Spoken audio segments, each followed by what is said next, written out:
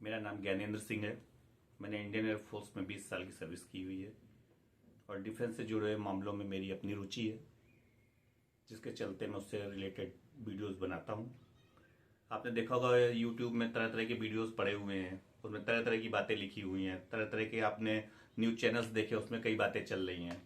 तो मैं क्या करता हूँ, सबको समराइज करके एक जो हमारी डेली बोलचाल की भाषा है उसमें उसको कन्वर्ट करके आपको बताता हूँ। जैसा आपने हमारा थंबनेल देखा होगा, आज का टॉपिक है क्या इंडिया पाकिस्तान पे अटैक करेगा। ये आज सबके मन में सवाल है, अपने से ज़्यादा पाकिस्तान के मन में सवाल है, क्या इंडिया पाकिस्तान पे अटैक करेगा या नहीं करेगा। तो हम इसी घटना को समझने की कोशिश करते हैं। जैसे कि हर घटना के 3 फेज होते हैं, क्यों हुआ, अब क्या हो रहा और आगे क्या होगा। वैसे इस घटना के भी 3 क्षेत्र हैं। ये घटना हुई क्यों, अब क्या हो रहा है और आगे क्या होगा। तो जैसा कि आपको मालूम है कि 22 अप्रैल को पाकिस्तान ने एक जघन्य अपराध किया और अपने आतंकवादियों के द्वारा पहलगाम में एक अटैक कराया, जिसमें हमारे 26 मासूम सिविलियनों की मौत हुई है। किस तरह से उनका धर्म पूछ के उनको मारा गया है वो सब आपने देखा हुआ है। तरह तरह के उसके वीडियो घूम रहे हैं साइट्स पे, वो आपने देखे हुए हैं। आपने एक लेडीज की फोटो भी देखी होगी, एक बॉडी के बगल में बैठ के विलाप करते हुए, जिसने पूरे देश का दिल झकझोर दिया। वो सब आपने देखा हुआ है। तो आज हम समझने की कोशिश करेंगे कि ये हुआ क्यों है, क्यों जरूरत पड़ी पाकिस्तान को ये अटैक कराने की। तो इसके लिए मैं थोड़े डाटास पे जाना चाहूँगा। इस समय जो पाकिस्तान की आर्थिक हालत है वो बहुत ही बद है, उनकी हालत बहुत ही गड़बड़ है, उनका पावर्टी लेवल बहुत ही हाई है, देश पूरा उनका रोग स्टेट हो चुका है, कुछ भी वहाँ सही नहीं चल रहा है। न सेना का सरकार के साथ कोई समन्वय है, आईएसआई के अपने मंसूबे हैं वो भी नहीं फुलफिल हो पा रहे हैं। उधर तालिबान का एक अपना प्रेशर बना हुआ है देश के ऊपर, इनके तालिबान ने एक अपनी रिजीम चला रखी है। तो इस तरह से पूरी तरह परेशान है। तो पहले हम देखते हैं पाकिस्तान की कोई अटैक कराने की जरूरत क्यों पड़ी। इस समय पाकिस्तान के ऊपर जो कर्जा है वो 71.6 बिलियन ट्रिलियन डॉलर्स का कर्जा है इस समय पाकिस्तान पे। आप समझिए 71.6 ट्रिलियन डॉलर्स का कर्जा पाकिस्तान के ऊपर है। ये उनके जीडीपी का 67.4% है।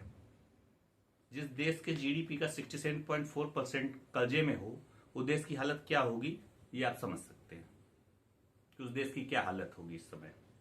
अगर हम पॉवर्टी लाइन की बात करें तो वहां 25.3% लोग पॉवर्टी लाइन से नीचे हैं।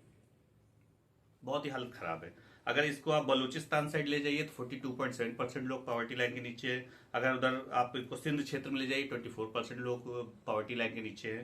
तो वहां पे already economic crisis, political crisis, stability issues, कई सारे इशूज वहां पे चल रहे हैं।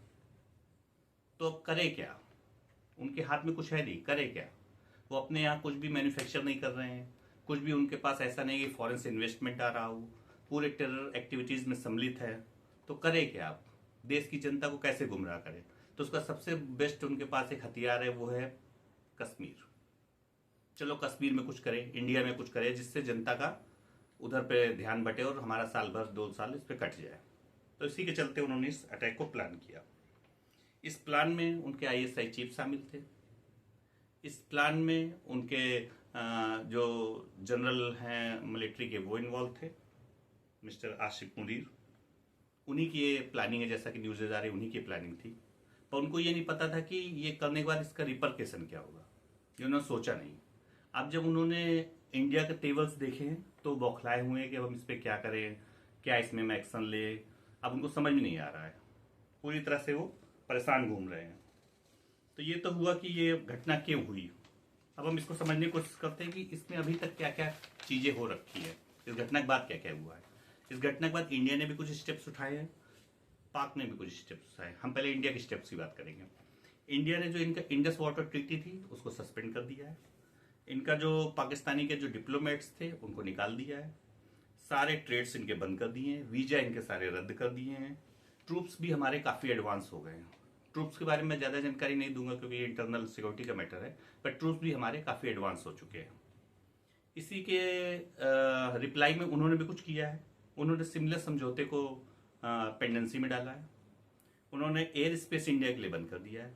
सभी तरह की ट्रेड रूट उन्होंने बंद कर दिए। डिप्लोमेट को अभी हमने निकाला तो उन्होंने भी निकाल दिया। पानी का वो ऑलरेडी रोना रो रहा है कि it is act of war, वो उनका चल रहा है। तो ये स्टेप्स अभी तक इंडिया पाकिस्तान ने लिए हैं और दोनों ने अपनी सेनाओं को आगे बढ़ाया है। मिलिट्री एडवांसमेंट दोनों तरफ से चल रहा है। अब अगर इन दोनों एक्शनों की तरफ ध्यान दें, इसमें दो मेजर एक्शन है, एक है इंडस वाटर ट्रीटी और एक है शिमला समझौता। तो पहले हम इंडिया के लिहाज से समझते हैं कि इंडस वाटर ट्रीटी शिमला को रद्द करने से पाकिस्तान पे क्या असर पड़ेगा, समझते हैं। इंडस वाटर ट्रीटी 19 सितंबर 1960 को WHO की मध्यस्थता की वजह से हुई थी इंडिया पाकिस्तान के बीच में। इसमें टोटल 6 नदी को बांटा गया था 2 सेक्टर्स में, एक ईस्टर्न और एक वेस्टर्न। ईस्टर्न में रावी, ब्यास, सतलज को रखा गया था। वेस्टर्न में इंडस, झेलम और चिनाब को रखा गया था। जो ईस्टर्न की नदियां है उसका फुल कंट्रोल इंडिया के पास है और जो वेस्टर्न की नदियां है इसका कंट्रोल पाक के पास है। पाक ईस्टर्न नदियों का भी यूज कर सकता है पर उसको इंडिया से परमिशन लेनी पड़ेगी, पर फॉर लिमिटेड पर्पज उसका यूज वो कर सकता है। तो अगर ये देखा जाए कि पाकिस्तान की जो जितनी भी एग्रीकल्चर एक्टिविटी है, डे टू डे एक्टिविटी जहाँ पे उनको वाटर रिसोर्स की जरूरत है, तो 80% वाटर उनका इन्हीं नदियों से आता है। तो अगर इंडिया इसको किसी तरह से रोक सकता हो, जैसा कि कई मीडिया चैनल चल रहा है कि इंडिया ने पाकिस्तान के पानी रोका, ये इतना ईजी नहीं है जैसा लोग सोच रहे हैं। लोगों को लग रहा है घर का जैसे टैप बंद कर देंगे पानी रुक जाएगी, इतना ईजी नहीं है। ये एक प्रोसेस है, इसमें साल लग सकता है, 1.5 साल लग सकता है, 2 साल लग सकता है, लेकिन बहुत ही स्ट्रांग स्टेप है इंडियन गवर्नमेंट का जो इंडिया ने लिया है।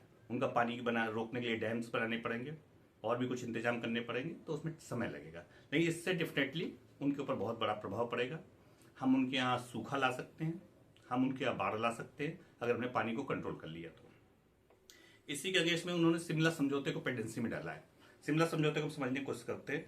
शिमला समझौता 2 जुलाई 1972 हुआ था, आफ्टर इंडो पाक वार ये शिमला समझौता हुआ था। इसकी जो मेन क्रक्स है वो यही है कि हमको LOC का सम्मान करना है, दोनों देश LOC का सम्मान करेंगे, ऐसा इस समझौते में निर्धारित हुआ था। इंडिया इस चीज को मानता रहा है हमेशा से, लेकिन पाकिस्तान ने कभी LOC का सम्मान नहीं किया और पाकिस्तान अपने आप को इसमें से विड्रॉ कर रहा है। इसमें से विड्रॉ करना एक समझ के बाहर की बात है, क्योंकि अगर इससे वो विड्रॉ हो जा रहा है तो अब LOC को मानने की बाध्यता इंडिया की भी खत्म हो चुकी है और इंडिया अपने ट्रूप्स को और आगे एडवांस कर सकता है। तो ये क्यों उन्होंने किया है मुझे नहीं समझ में आता, किसी को नहीं समझ में आ रहा है कि ये उन्होंने क्यों किया है। इससे उन्हीं का नुकसान है। एटलीस्ट इंडिया LOC को मानता था, LOC को उस पार नहीं जाता, वो देखता उसके बाहर जाने के लिए क्या करना पड़ेगा, पर जब उन्होंने खुद ही उसको पेंडेंसी में डाल दिया तो इंडिया के लिए LOC कोई बाध्यता नहीं, इंडिया LOC को पार कर सकता है। तो ये अभी तक के स्टेप्स है जो अभी तक लिए गए हैं। अब हमारे जो मोदी जी ने हैं उन्होंने क्लियर कट इंस्ट्रक्शन दे दिए हैं हमारी फौजों को कि आप एक्शन ले सकते हैं, आप जब चाहे, जहाँ चाहे, जैसे चाहे वैसे आप एक्शन ले सकते हैं और इसमें देशवासियों को किस तरह का डाउट नहीं होना चाहिए। एक्शन होगा और मिलिट्री एक्शन ही होगा।